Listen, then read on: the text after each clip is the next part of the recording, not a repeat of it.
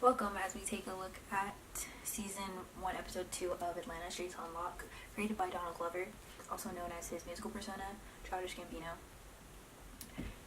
He is well known for making a statement about current issues through his music. This can be seen through his 2018 hits, This Is America, which addresses the media covering up the mass killings and policing of black men and general people. And his summer hit, Feels Like Summer, which addresses global warming, but it is masked by the celebrity cameos hidden in his music video. So it makes sense that his television show would address current issues amongst the black community and general society. For those who haven't seen the show, I'll be providing a quick summary on what Season 1 and the general show is about. So the general show is about Glover's character, who is a young man trying to make money to provide for his child, and while doing this, he is helping his cousin make it in the rap industry.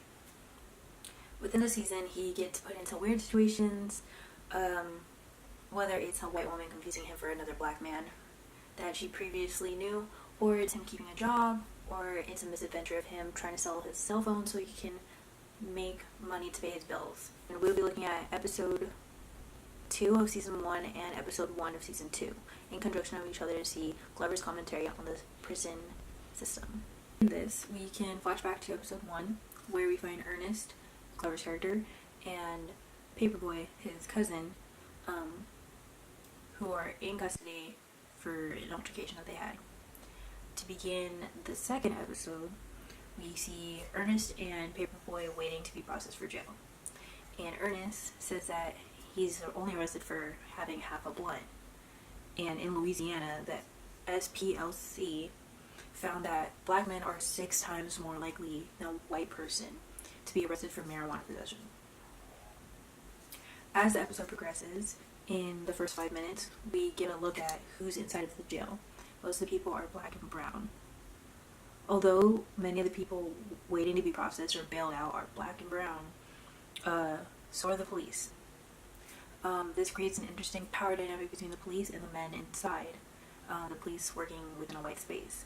So a lot of the black men who are the police officers have to navigate in a white manner, so they have to code switch. In the middle of the episode, we introduce a side character who is mentally unstable.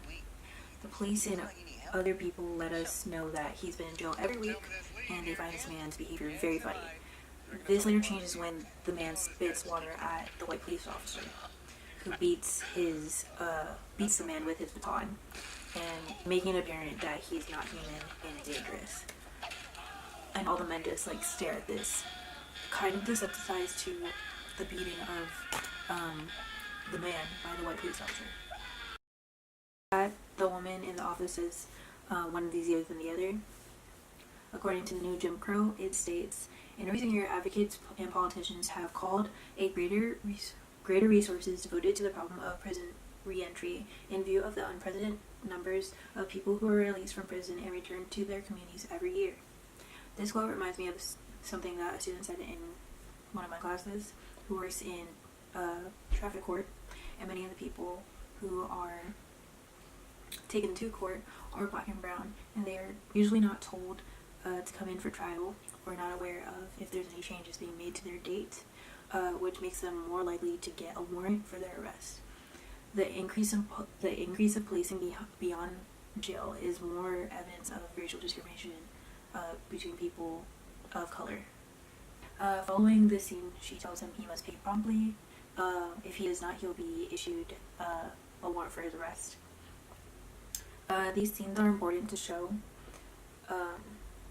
the systematic structure of the prison system that promotes many of these black men and black and brown men to go to jail.